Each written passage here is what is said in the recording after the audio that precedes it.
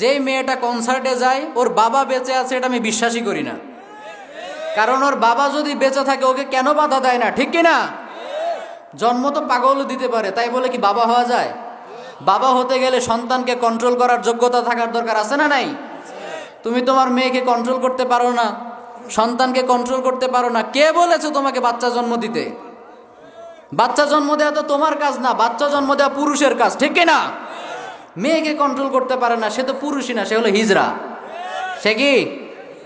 এজন্য কারো যদি মেয়ে এরকম অবাধ্য হয়ে থাকে, বি কেয়ারফুল, সাবধান হয়ে যান। আপনি আলহাজ হয়ে তো লাভ নাই। আপনার মেয়ে যদি এরকম বেপরদায় ঘোরে, ইসলামিক টার্মিনোলজি অনুযায়ী আপনাকে দায়ুস বলা হবে। আর আল্লাহর হাবিব বলেছেন, সালাসাতুন লা ইয়াদখুলনাল জান্নাতা ওয়া লা ইয়াজিদনা রিহাহা। তিন শ্রেণীর ব্যক্তি জান্নাতে তো যাবেই না, জান্নাতের ঘ্রাণও পাবে না।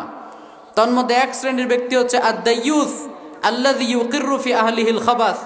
ওই ব্যক্তি, যেই ব্যক্তি তার পরিবারে অশ্লীলতাকে সাপোর্ট করেছে। আপনার মেয়ে আপনার চোখের সামনে দিয়ে এই হিপ হপ স্টাইলে চলে যাচ্ছে, কনসার্টে চলে যাচ্ছে, আপনি বাধা দিচ্ছেন না, আপনি হজ করলেও জান্নাত পাবেন না, ঠিক কি না? এজন্য আমরা যেন আমাদের সন্তানদেরকে কন্ট্রোল করি। আল্লাহ আমাদের তৌফিক দান করুক, আমরা পড়ি আমিন।